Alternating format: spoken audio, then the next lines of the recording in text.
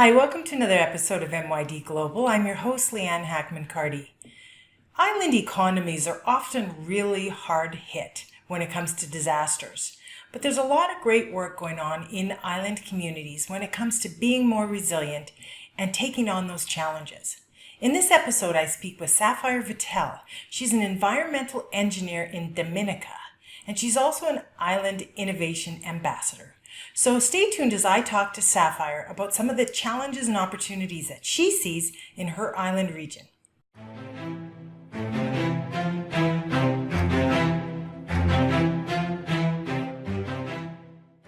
Tell me a little bit about yourself, what you do. I know you're an environmental engineer in Dominica, but tell us more.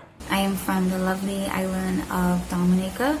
It is the Commonwealth of Dominica, not to be confused with Dominican Republic. We are a smaller island in the middle of the Caribbean island chain between the French territories of Martinique and Guadeloupe. And to tell you a bit more about my background, by profession, I am a civil with environmental engineer, and I recently completed my master's in environmental change and management. I am really passionate about sustainable development, particularly looking at renewable energy generation and resilient infrastructure development. And I really believe that we need to pursue pathways in the Caribbean and in similar small island development states that maximizes the linkages between the sustainable development goals. Very often we've looked at things in silos, so we look at the environment very separate from the economy, for example, but all these things are really interlinked. And in order to maximize our human and our financial resources, we need to highlight the linkages between sectors, between areas, and to have development pathways that target those linkages. So when it comes to Dominica, what are some of the current challenges that you would see? Dominica, I believe, as a small island development state, has a lot of innate challenges that comes from being, having a small size, from having a small population. Things such as we're very dependent on external markets for just about everything, from energy, in terms of the fact that we import a lot of diesel to generate electricity, to food, to clothes, all types of products, you name it, most of it we import it. So these kind of challenges, I think, make us extremely vulnerable to external forces. And right now, I think there are two main things that are really on our radar. Most recently, of course, is COVID-19. And it has really impacted us in the Caribbean because of tourism. With the borders closed and with lockdown, hotels are really suffering. Tourists are not coming in. In the Caribbean, islands get approximately 50 to 90% of their GDP and employment from tourism, directly and indirectly. So it's been a really, really hard hit for the region. And of course, once your economy is impacted, there's so many other things in your society that are impacted. And I think the other thing, the other external force that has really impacted Dominica, of course, is climate change. Unfortunately, in the past, Dominica has been, the target of some really bad storms. So, for example, in 2015, we had Tropical Storm Erica that damaged a lot of infrastructure, such as bridges, and there was a major landslide that resulted in some deaths, which was really sad. But most recently, we had Hurricane Maria in 2017, so that's just 2 years after the storm had passed. And Hurricane Maria was a Category 5 hurricane, and it was just really, really, really devastating. The island was just, wiped clean. I remember coming out of my home the morning after the hurricane had passed, and, the island is normally so green, but it was just brown. The leaves from the trees were stripped bare. There was galvanized and debris all over the place. People's roofs were removed. Their contents of their homes were just scattered all around. It was really devastating. So, and then building back from that is, has been a real challenge, and in anticipation that more storms are likely to come as a result of climate change. So with climate change projections for this region, the Caribbean region, we have things like increased intensity of storms and increased frequency of those high intensity storms. And of course, there's sea level rise, which is also a huge problem because in Dominica we're so mountainous that a lot of our communities, most of our communities are located along the coast. So with sea level rise, impending sea level rise, that is,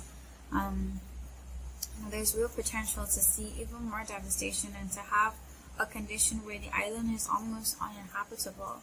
And there's another one as well that people don't speak about very often is drought. So during the rainy season, there's expected to be more intense storms, but also during the dry season in the Caribbean region, there is expected to be less water. So drought is going to be intensified. The heat is going to be intensified.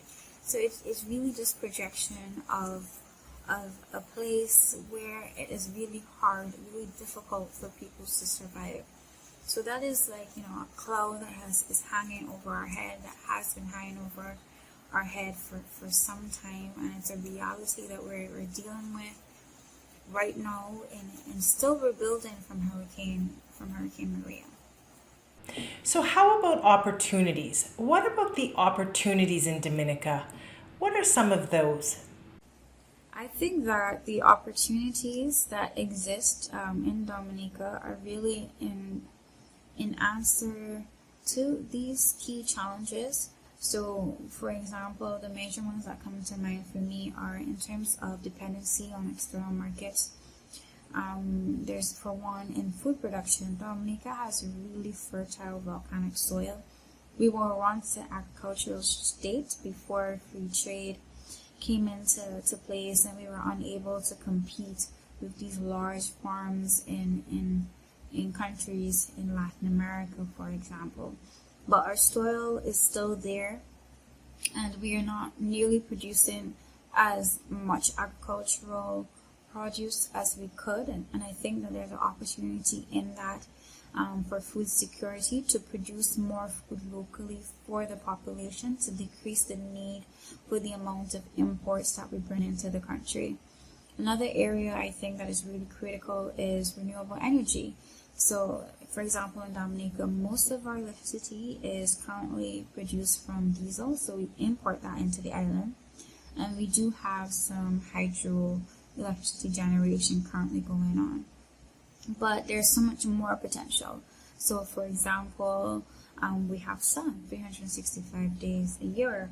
So that's solar energy. There's also potential for wind energy. And most importantly, in the Dominica context, which I think we're very fortunate, is that there is so much potential for geothermal energy generation. So, there have been some tests that have been done because there's currently a project exploring geothermal energy capacity and work being done on the first generation site to produce 7 megawatts of electricity.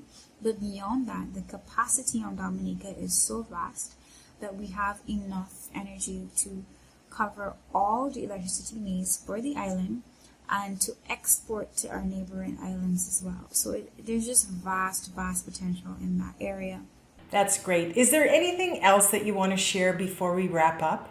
I really believe that challenges are the breeding ground for innovation. So yes, Dominica has a lot of challenges.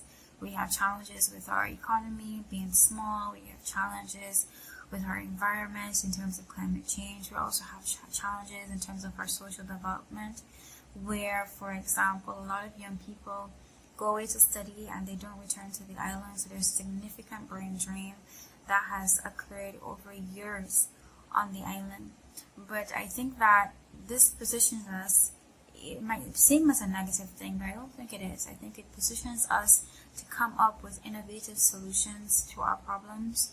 I think that is so important, and that we take a holistic view as we move forward in coming up with those solutions to those problems, and really involving all sectors, involving all people, and really doing some hardcore cross-sectoral planning. I really believe that is the way forward, and in doing that, Dominica and other islands in the Caribbean like this can become hubs of innovation and hubs of examples of best practices of sustainable development pathways. I think it's really a great thing if you look at it in that way, and an exciting thing. So thank you very much for having me on your program today. It's been great. Thanks so much for joining us today, Sapphire. It's great getting to know you a little bit more about the challenges and opportunities that you're seeing in Dominica. So take care and stay safe.